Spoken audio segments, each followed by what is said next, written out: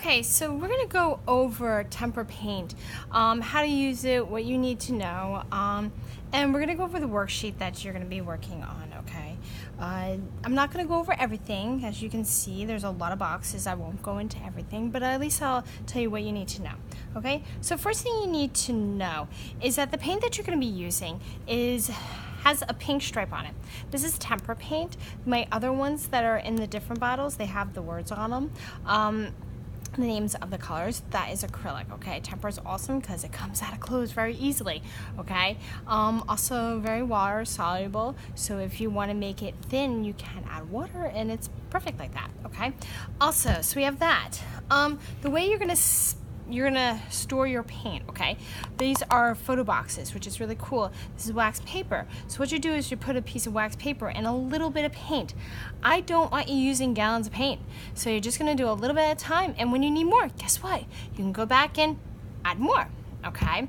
One thing that I need you to do is on the back, before you put your paint down, is write your name with Sharpie. Okay, so if I need to, I can come over and be like, oh, I know who that is.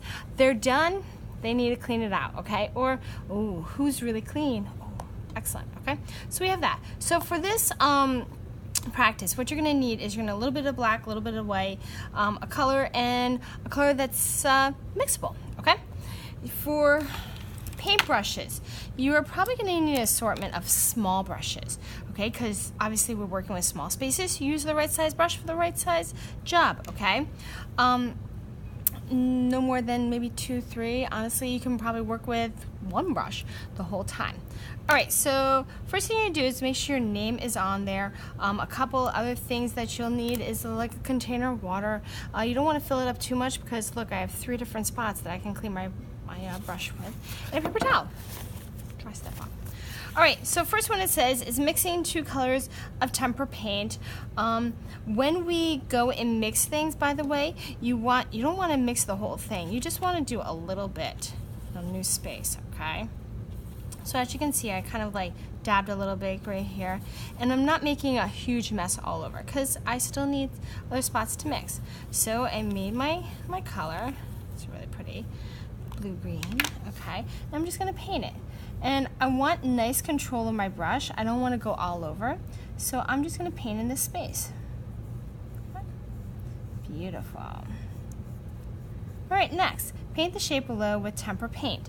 Now, having control of your brush is so important. So what I'm gonna do is I'm gonna actually use my, my color that I just have, and I'm using what's called a flat brush. Okay, this is a round because it's kind of rounded, okay?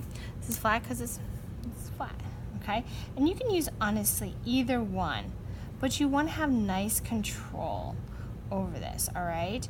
If you go too fast, it's going to look sloppy and messy, all right? So we're going to go around and paint that in. What I'd like you to do is use a different color, go on the outside, that up. Okay, so we're gonna have the inside and the outside. Okay, as you can see, I'm a little bit more cautious around this edge. There we go. Sometimes you have to, spend a little bit of time to make sure it looks really good.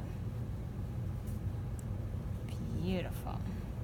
Now remember how I said that this is water soluble? Instead of me going to grab more paint, all I did was I wet my brush and I'm able to extend the paint, okay? So you don't have to go crazy.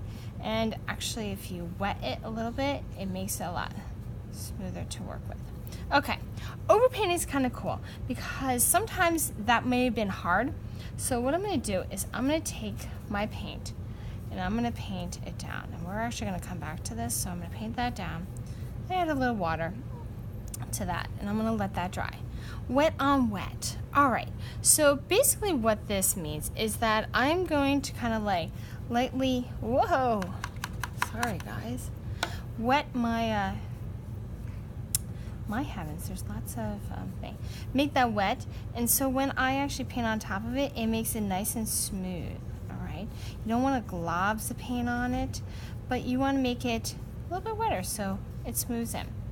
Now, by now, this part should be nice and wet, so I'm I'm gonna go and I'm gonna pretend like I'm painting some mountains over top. Okay, this is my mountains, pretty, right? Now you notice that this was a lot easier to paint this whole solid area down and then go over and paint on top of it, okay? Now if I'd done it this way, where I was very careful, probably would have, not been so fast.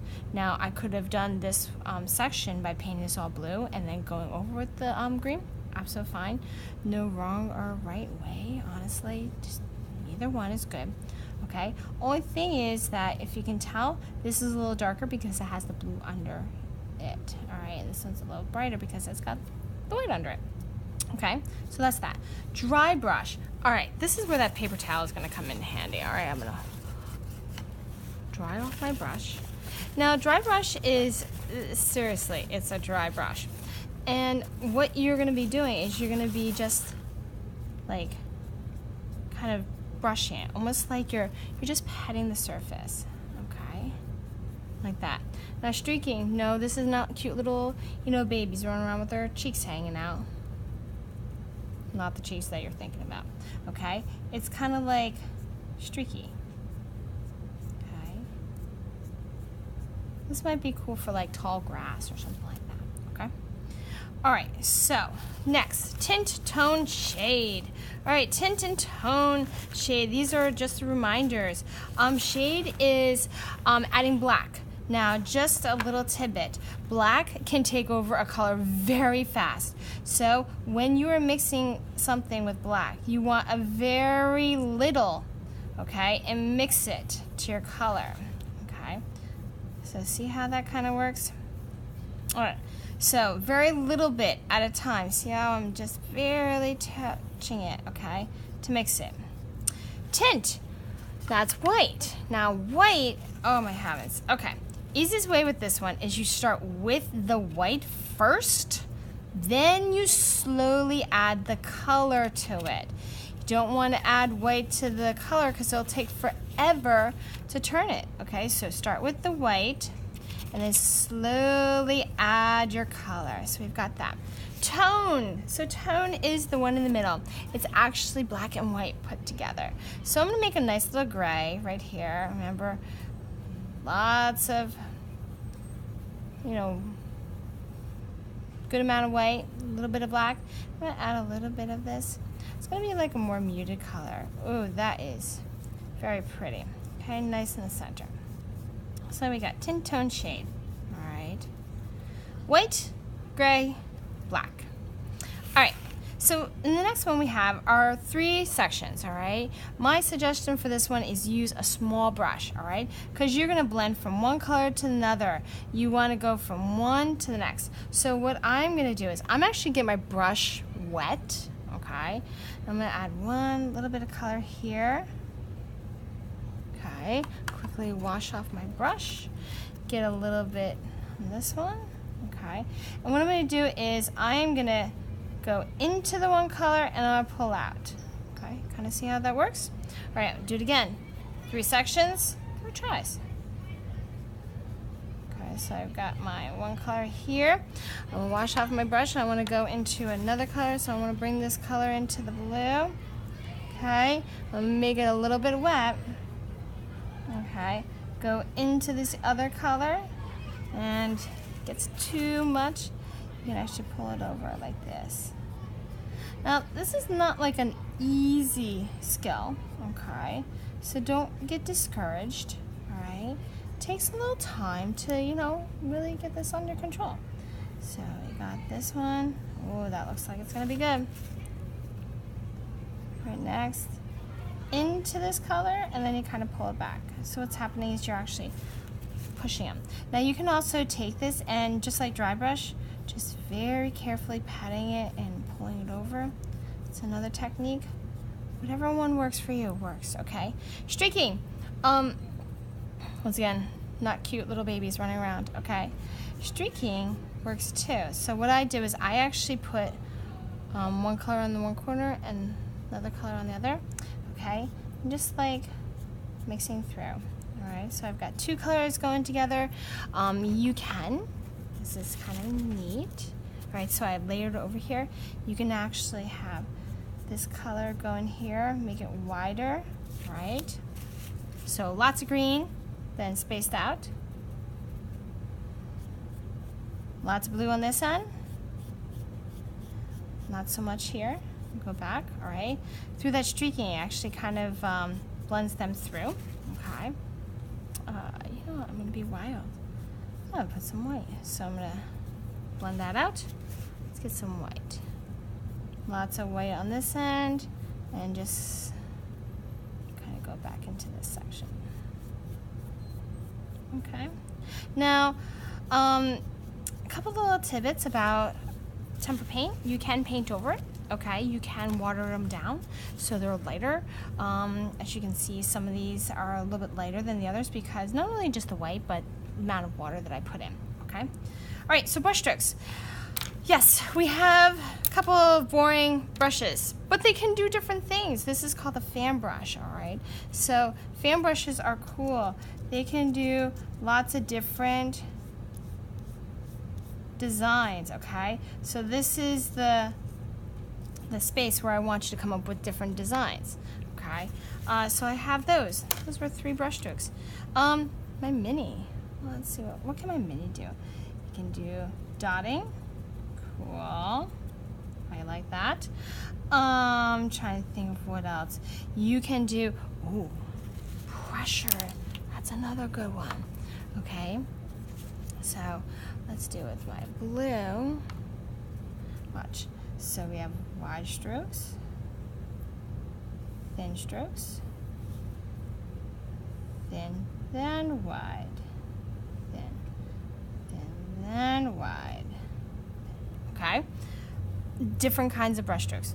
Come up with one on your own. You don't have to copy these, by the way. These are just the ones that I'm showing you right now. Okay? So you can do lots of things with your brushes. All right. Last one. Okay? So we have different strokes, textures, rough, smooth, bumpy, wavy. A lot of these tend to be like stuff that you would see in patterns. Okay? So I can do a rough one.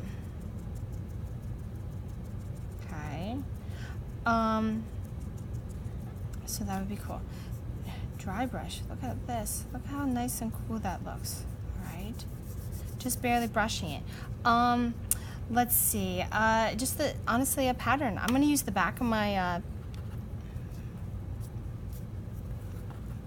right.